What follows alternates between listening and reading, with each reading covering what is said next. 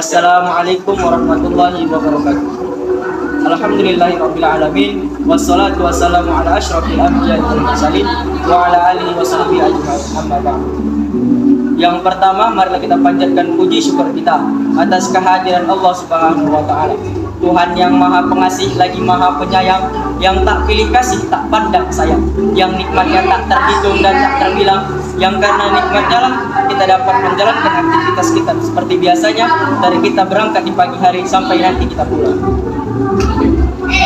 Kemudian salawat beriringkan salam selalu tercurahkan pada putra padang pasir yang pada subuh Senin dia terlahir, patung-patung di sekitar Ka'bah jatuh tersungkir. Dialah Nabi Allah yang terakhir, tidak lain dan tidak bukan junjungan besar kita Nabi Muhammad SAW. Mudah-mudahan kita semua merupakan umatnya yang mendapatkan syafaat di yaumil akhir. Amin. Marhaban ya Ramadan. Tak terasa Ramadan telah di depan mata. Mudah-mudahan kita semua dapat memaksimalkan ibadah kita pada Ramadan pada kali ini. Baik, saya akan memulai. Abu Ala Al-Maududi dalam bukunya berjudul The Prophet of Islam mengatakan, "He is the only one example." Rasul Shallallahu Alaihi Wasallam merupakan contoh yang paling lengkap. Dalam diri beliau terdapat kebesaran dan kemuliaan sifat manusia. Kebesaran sifat Rasul dan keberhasilan beliau dalam memimpin negara tercatat dengan indah dan rapi dalam sejarah peradaban manusia. Sehingga wajar kehebatan beliau diabadikan oleh Michael Hart dalam bukunya The 100 Ranking of the Most Influential Person in History. 100 orang yang sangat berpengaruh dalam sejarah, yang menempatkan Nabi Muhammad SAW pada peringkat yang pertama. Kehebatan sifat Rasul dan keberhasilan beliau dalam memimpin negara yang selalu mengutamakan kepentingan rakyatnya dan mengutamakan akhlakul karimah, pada akhirnya dapat merubah masyarakat yang dulunya biadab menjadi beradab, yang dulunya berseteru menjadi satu, yang dulunya menyembah berhala kembali menyembah Allah Ta'ala. Maka pada kesempatan yang baik ini saya akan membawakan sebuah kultum yang berjudul Kepemimpinan dalam Konsep Islam, yang dilandaskan oleh Quran Surah Al-Ahzab ayat ke-21 sebagai berikut. A'udzu billahi minasyaitonir rajim. Bismillahirrahmanirrahim. Laqad kana lakum fi Rasulillahi uswatun hasanah liman kana yarjullaha wal yawmal akhir wa dzakarallaha katsiran. Yang artinya, sungguh telah ada pada diri Rasulullah itu suri tauladan yang baik bagimu, yaitu bagi orang yang mengharapkan rahmat Allah dan kedatangan hari kiamat, dan dia banyak menyebut Allah. Quran Surah Al-Ahzab ayat ke-21. Menginformasikan sekaligus menegaskan kepada kita semua, sungguh pada diri Rasulullah itu terdapat uswatun hasanah bagi kita semua. Rasul merupakan contoh yang tinggi yang harus kita ikuti dengan sepenuh hati, baik perkataan maupun perbuatan.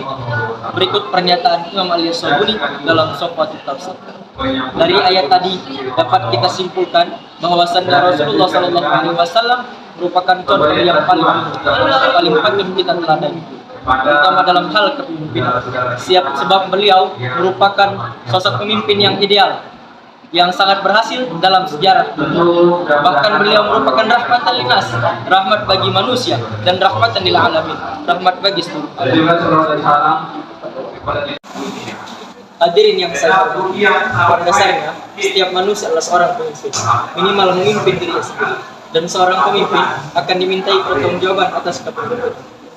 Dr. Isyam ini ada beberapa ciri penting yang menggambarkan kepemimpinan Islam. Yang pertama, setia kepada Allah. Pemimpin dan orang yang dipimpin memberikan kesetiaan kepada Allah Subhanahu wa Ta'ala. Yang kedua, tujuan Islam secara menyeluruh.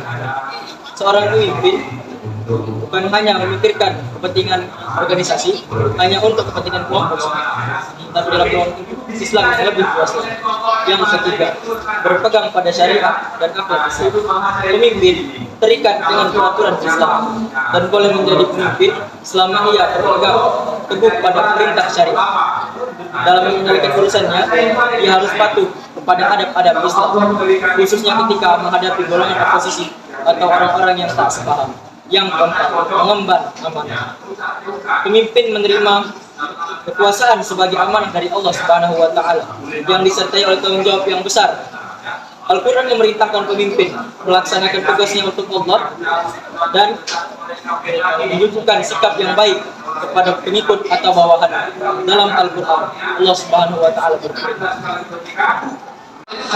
"Alladzina immakannahum fil ardi aqamus salata wa atawus zakata wa amaru bil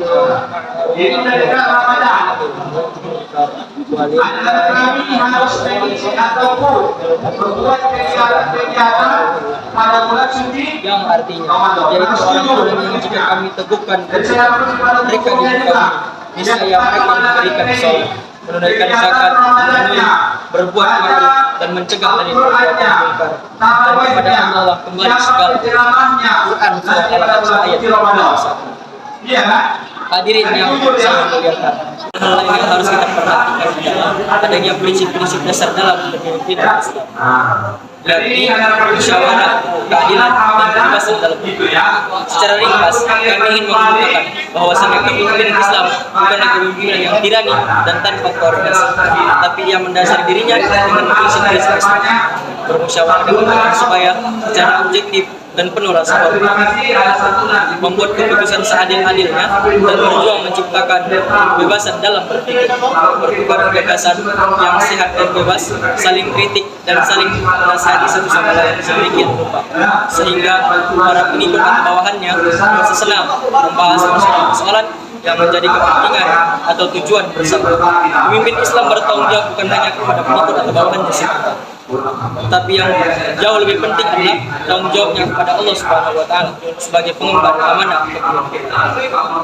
Hadirin yang saya hormati, sebagai penutup dari kultum ini dapat kita simpulkan bahwasanya seorang pemimpin adalah pengemban amanah. Oleh sebab itu, seorang pemimpin harus bercermin dan mengambil cara Rasul bagaimana cara memimpin dan mengemban amanah, yaitu selalu mengutamakan kepentingan rakyatnya dan mengutamakan akhlakul karimah dalam memimpin. Seperti inilah pemimpin yang kita harapkan. Mudah-mudahan di masa yang akan datang akan muncul pemimpin-pemimpin seperti ini yang akan membawa Indonesia menjadi lebih baik lagi ke depan. Sekian yang dapat saya sampaikan. Lebih kurangnya saya mohon maaf. Jika ada kata yang salah saya mohon maaf. Kepada penonton saya mohon maaf. Kepada Allah saya mohon maaf. Wabillahi taufiq wal hidayah. Assalamualaikum warahmatullahi wabarakatuh.